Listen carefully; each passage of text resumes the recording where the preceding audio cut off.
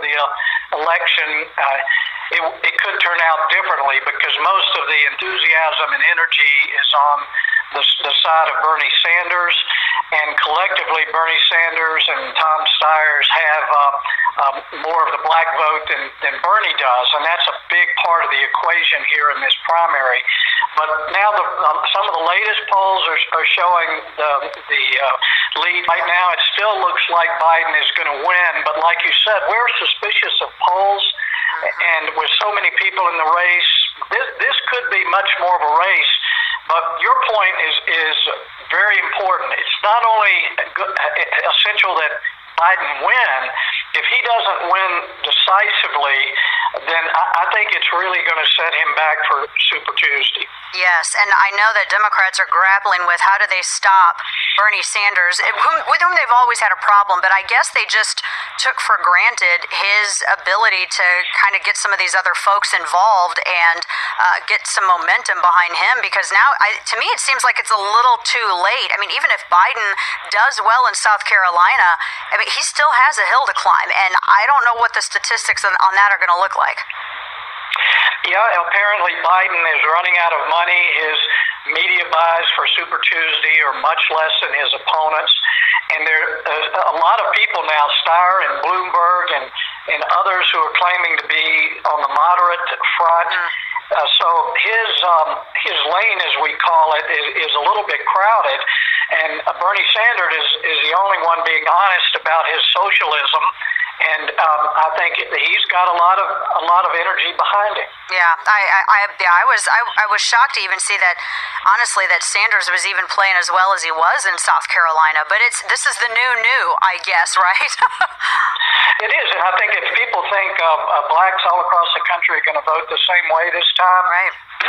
They're not, and their enthusiasm may be less for the Democrats because Trump has about 30% approval with black Americans, and I know he's going to campaign hard with black Americans because they're a lot better off under him. So this is the ground is shifting in this election, and but it's fun to watch on the ground here in South Carolina. Yeah, I bet. What are Democrats in South Carolina? Because I keep seeing stories nationally of some candidates worried about if they have Sanders as the nominee, those down ticket are a little nervous. What is the party in South Carolina? What are they feeling like if they end up with a possibility of a Sanders nomination? Well, I admit to not being real close to the Democratic Party here. That's the correct answer. That is the right answer. I've got a lot of friends in Columbia, and I've been asking them about this. And it seems that the Democratic Party, now with Jim Clyburn in, are trying to come in and prop up Biden just to hurt Sanders because of the reason you said. Congressmen all over the country are worried if he's at the top of the ticket that the Republicans could take the House back. And they may do that anyway. I think if we continue to have a good economy and things continue to move in a positive direction, we could have a shake-up election this year. Yes, well, very much so. And that obviously, there's one way that the Democrat Party would like for it to go. I really think that we could take anybody on that they put forth, don't you? I do. I don't know what kind of surprise they could do at the convention. My theory now is they'll go into the convention with Bernie having the most delegates but not having the majority, and they'll probably kind of cheat him out of it on the second round and maybe pull out a surprise. I'm not sure, but if Bloomberg is going to finance this with hundreds of millions of more dollars, they just might want to pick him and see if they can create a wave of their own. But I just don't think they can pull it off. I don't see anybody in their field that's going to get people enthusiastic. No, and even Bloomberg, with all of his money, he's been sliding back in some of these Super Tuesday polls. He had a little bit of a bump there. I think it was only because people were interested in him with all of his ad buys, but that debate really did him in. One thing that I wanted to ask you, and I think that you have very unique insight into, because you were really, you were sort of the shepherd for the conservative uprising as everything sort of evolved into the Tea Party and the conservative caucus forming. I feel confident about 2020, but what actually genuinely worries me, I would even go so far as to say maybe even frightens me, is 2024. Because I don't think we're ever going to see another moderate or non-socialist candidate from the Democrats ever again. But how are Republicans going to be able to counter that? And do we have people on the bench to do it? Are we encouraging those young guns? What's your thought on that? No, I think we've got a good bench, and the important thing, Dana, is that Trump has come out and he has pushed and implemented the conservative ideas that a lot of us have been talking about, and they're working.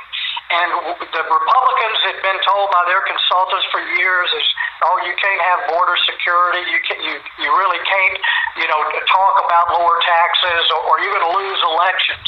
Trump has proved them all wrong.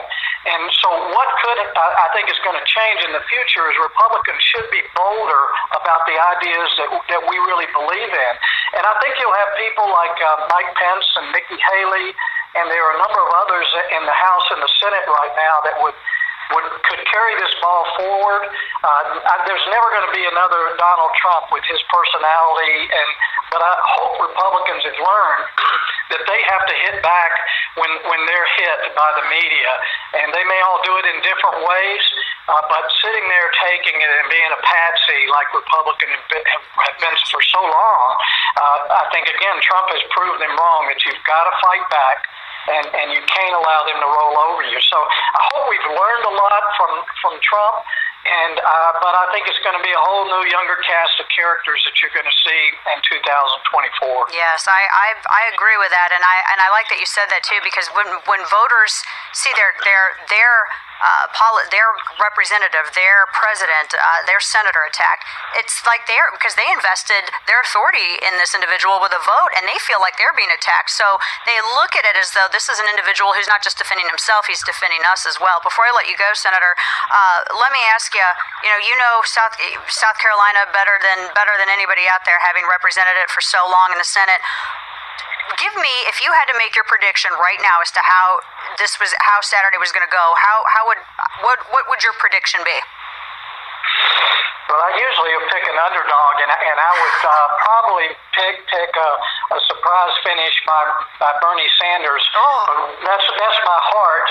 I think my head tells me that Biden will probably pull it out by 5 or 6 points. Wow.